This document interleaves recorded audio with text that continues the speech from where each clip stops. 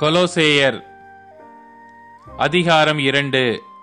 உங்களுக்காகவும் லவோதிக்கேயாவில் இருக்கிறவர்களுக்காகவும் சரீரத்தில் என் முகத்தை காணாதிருக்கிற மற்றெல்லாருக்காகவும் மிகுந்த போராட்டம் எனக்கு உண்டென்று நீங்கள் அறிய விரும்புகிறேன்.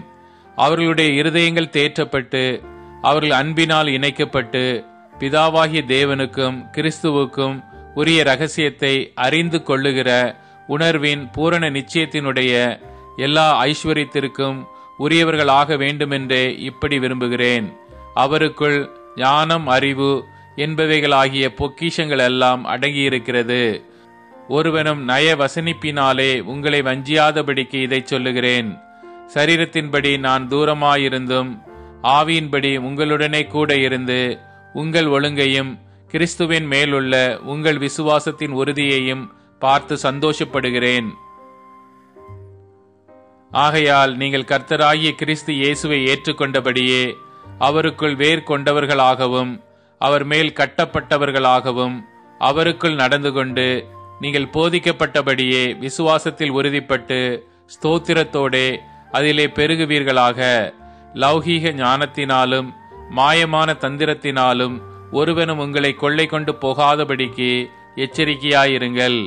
அது மனுஷர்களின் பாரம்பரிய நியாயத்தையும் உலக வழிபாடுகளையும் பற்றினதே அல்லாமல் கிறிஸ்துவை பற்றினதல்ல. ஏனென்றால் தேவத்துவத்தின் பரிபூர்ணமெல்லாம் சரீர பிரகாரமாக அவருக்குள் வாசமாயிருக்கிறது. மேலும் சகல துரைத்தனங்களுக்கும் அதிகாரத்துக்கும் தலைவராயிருக்கிற அவருக்குள் நீங்கள் பரிபூரணமுள்ளவர்களாயிருக்கிறீர்கள். அல்லாமலும் நீங்கள் கிறிஸ்துவை பற்றும் விருத்த சேதனத்தினாலே மாம்சத்திற்குரிய பாவ சரீரத்தை களைந்து விட்டதினால் கையால் செய்யப்படாத விருத்த சேதனத்தை அவருக்குள் பெற்றீர்கள். ஞான ஸ்நானத்திலே அவரோட கூட அடக்கம் பண்ணப்பட்டவர்களாகவும் அதிலே அவரை மரித்தோரிலிருந்து எழுப்பின தேவனுடைய செயலின் மேலுள்ள விசுவாசத்தினாலே அவரோட கூட எழுந்தவர்களாகவும் இருக்கிறீர்கள்.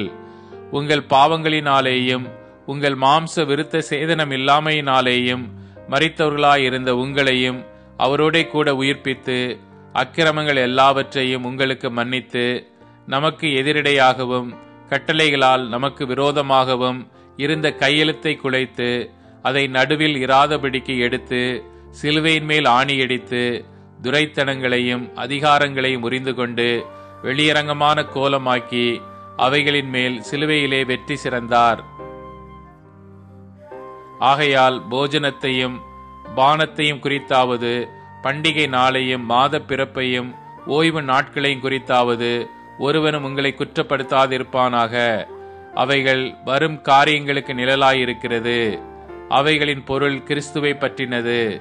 கணுக்களாலும் கட்டுக்களாலும் உதவி பெற்று இணைக்கப்பட்டு தேவ வளர்ச்சியாய் வளர்ந்தேறுகிற சரீரம் முழுவதையும் ஆதரிக்கிற தலையை பற்றி கொள்ளாமல் மாயமான தாழ்மையிலும் தேவ தூதர்களுக்கு செய்யும் ஆராதனையிலும் விருப்பமுற்று காணாதவைகளிலே துணிவாய் நுழைந்து தன் மாம்ச சிந்தையினாலே வீணாய் இருமாப்பு கொண்டிருக்கிற எவனும் உங்கள் பந்தய பொருளை நீங்கள் இழந்து போகும்படிக்கு உங்களை வஞ்சியாதிருக்க பாருங்கள்.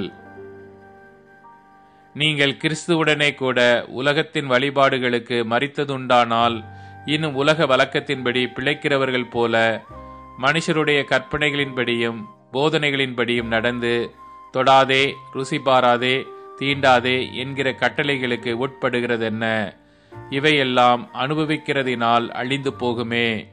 இப்படிப்பட்ட போதனைகள் சுய இஷ்டமான ஆராதனையையும் மாயமான தாழ்மையையும் சரீர ஒடுக்கத்தையும் பற்றி ஞானம் என்கிற பேர் கொண்டிருந்தாலும் இவைகள் மாம்சத்தை பேணுகிறதற்கே ஒழிய மற்றொன்றிற்கும் பிரயோஜனப்படாது.